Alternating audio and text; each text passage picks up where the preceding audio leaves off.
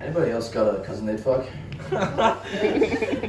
Yo, what's up? My name's Carl. I'm not really that good at this yet, so I'm gonna use my phone, read some notes. My name's Carl, which is not a great name, but I think it's a suitable name for me, you know, Carl. It's not something super cool like Zach Henderson or super lame like Gilbert Gary, but you know, I think it suits me. But what could I expect? You know, weird name Carl, named after a weird guy. My dad was like a pedophile, so he's not dead, so maybe the word would be is a pedophile. But I gotta give it to him. He's a smart guy, you know. He made sure my mom's birthday, her 18th birthday, was the same day of their wedding. So he's only got to remember one day for their anniversary and birthday. As you can tell, I'm pretty mentally deranged. I opened the set with anybody else got a cousin they'd fuck. Which is not an exclusively white person thing to say. I have friends here tonight that said they would do the same thing to their primas, so, you know, not just me. But, you know, maybe they don't want to fuck their 5-year-old male cousins, so, but that's up to them.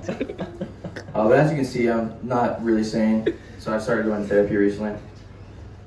You're supposed to, like, clap me and be like, oh, yeah. But the whole thing is like a fucking scam, you know? Like, you just sit me there for an hour, talk about my problems, tell me I'm fucked up, and expect me to pay hundreds of dollars. Like, no, why do you think I came to you in the first place? Like, fix me. Like, I didn't realize I had serious familial issues related to my parents and maybe a younger male cousin. But that's not the reason. That's the reason why I'm here to see you in the first place, fuckface. Now fix me. And the therapist is like, oh no, that's not the point of this. It's not how it works. You have to fix those on your own. I'm just here to hold you accountable. Like, oh wow, isn't that lovely? No, if I was capable enough of fixing my own issues, I wouldn't be wasting my time in your pseudo-astrological, mystical office. Therapy basically tells you nothing you don't already know about yourself, just in a different tone. Like, I'll be like, oh Carl, you're such a failure and disappointment. You should fix yourself, do something with your life. And then the therapist will say, Carl, I think you need to wake up before 3 p.m. on an average basis. You need to go outside and get some sunlight. And yeah. So it's basically I'm just paying someone hundreds of dollars to whine about my first world problems, which is something I would usually just relegate to whatever poor, unfortunate woman I was fucking. Except conversations with those women usually ended with a blowjob. Well, not a single session with my therapist has made it past first base. Second base. No, I'm kidding. I did not get pussy. Consistently, at least. I fuck so infrequently, I'm basically a backup quarterback. That's a pretty good experience in college. But if you expect me to give my first opportunity to play, I'll most likely fold and panic under the pressure. You know, it's really hard finding the one, or anyone really. How does a suitable bachelor like me, who seldom leaves his house and is very particular about his women, ever gonna find someone worthy of my time? Like, my ever so smart therapist was like, oh, you should go to an open mic, you're kind of interested in that comedy stuff, maybe find some friends. So I reluctantly got off my ass, which is a very big deal for me, and went to one of these open mics about a couple weeks ago.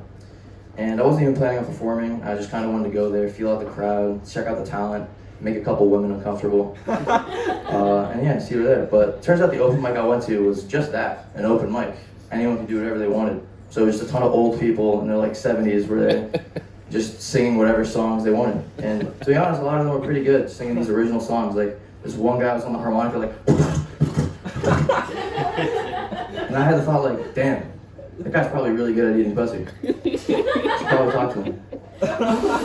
Then there was this creepy old lady karaokeing like 50s show tunes, and I was just like, Jesus Christ. She was like 500 years old, creepy ass smile, and just like, I was terrified. And then her equally ancient husband was just looking at her like, I was like, fuck. That guy's probably rocking the hardest erection in the last year. I know, I was. Thank you, everyone. Thank you, everyone. Hey, Carl. Carl should clean up, everybody. Look, give